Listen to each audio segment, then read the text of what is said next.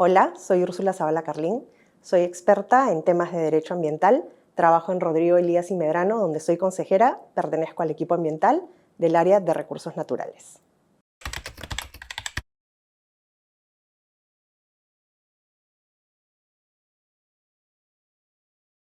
Pienso que sí, que el hecho de que hayan países clave que puedan eh, alejar sus políticas, retirarse del Acuerdo de París o no cumplir con objetivos que hoy se entienden que deben ser estandarizados en términos de sostenibilidad, definitivamente pueden afectar la seguridad jurídica y probablemente la viabilidad de los contratos de compra-venta de reducción de créditos de carbono.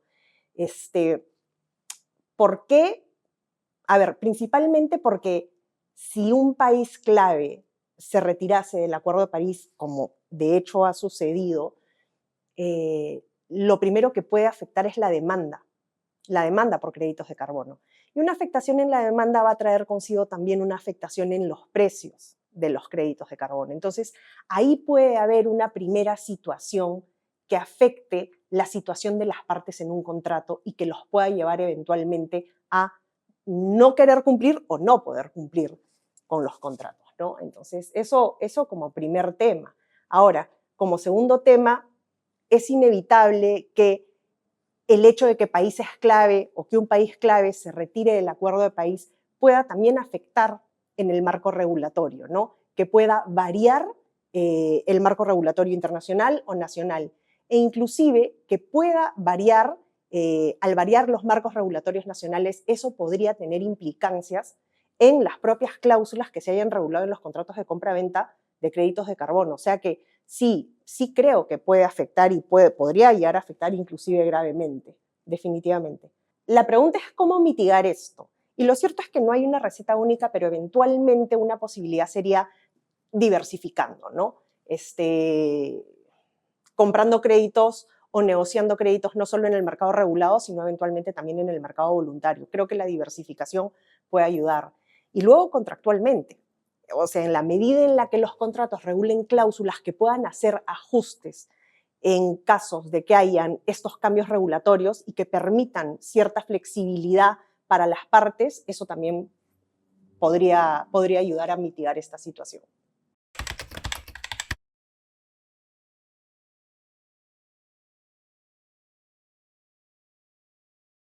Considero que sí hay oportunidades en este nicho. Lo principal, pienso yo, que viene del sector privado. O sea, hay una clara conciencia del sector privado por tener operaciones y actividades más sostenibles. Y esto se traduce en la práctica. Un, un ejemplo es, por ejemplo, un ejemplo podría ser cómo buscan compensar sus emisiones y con esto tener políticas autoimpuestas para compensar emisiones y esto los genera, los lleva a participar activamente del mercado de carbono.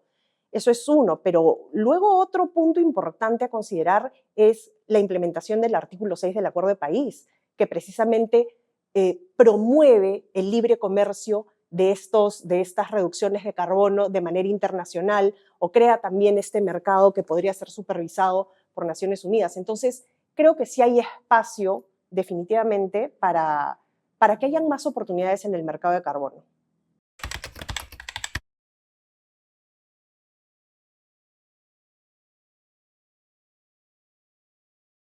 Te podría decir que sí, cada vez se avanza más.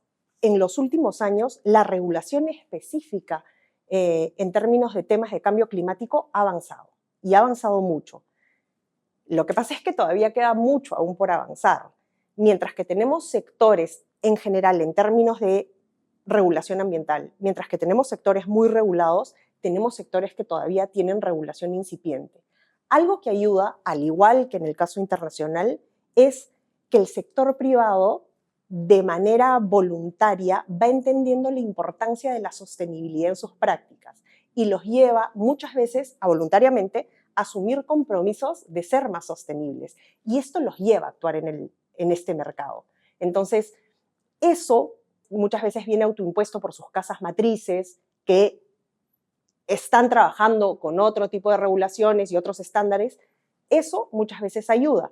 Ayuda también que Perú haya asumido una serie de compromisos voluntarios, pero que van empujando a las empresas a, por ejemplo, medir su huella de carbono, aun cuando no sea obligatorio, pero se va empujando a las empresas a adoptar este tipo de medidas que te llevan a ser más sostenible, más limpio y a cumplir con muchas mejores prácticas. Definitivamente hay mucho por recorrer, ¿no? No te podría decir que estamos muy avanzados, pero sí creo, uno, que se ha avanzado en los últimos años y dos, creo que hay mucho por hacer todavía y que se está caminando en esa línea. Las empresas, el sector privado tienen un rol importante.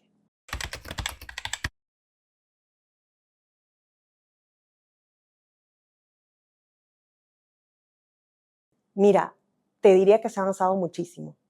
Eh, el derecho ambiental en el Perú no es una rama de derecho, eso es una rama de derecho que está todavía en formación. O sea, nuestras primeras normas de derecho ambiental datan de 1990. Entonces, no es que tengamos tanto tiempo de derecho ambiental, pero sí se ha avanzado mucho.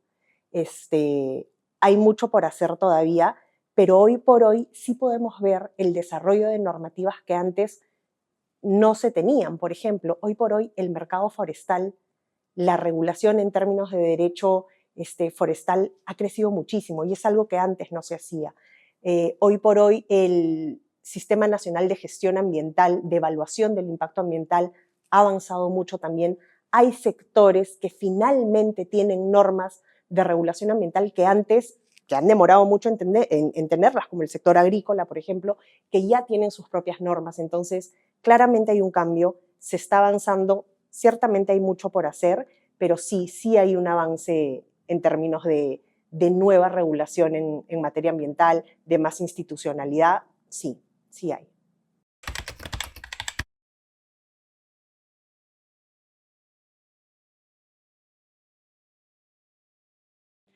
Bueno, la regulación ambiental es sumamente importante.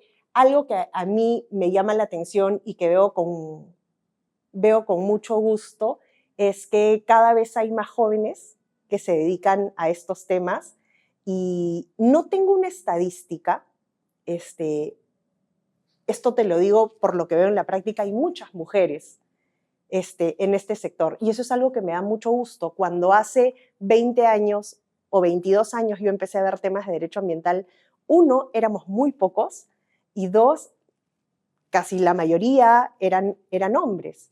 Y veo con mucho gusto que ahora hay muchísimos jóvenes que comienzan a desarrollar sus carreras en derecho ambiental y que muchos de ellos son mujeres. Y eso la verdad es que me parece algo muy bueno. No sé por qué pasa específicamente en esta rama del derecho, pero me da muchísimo gusto.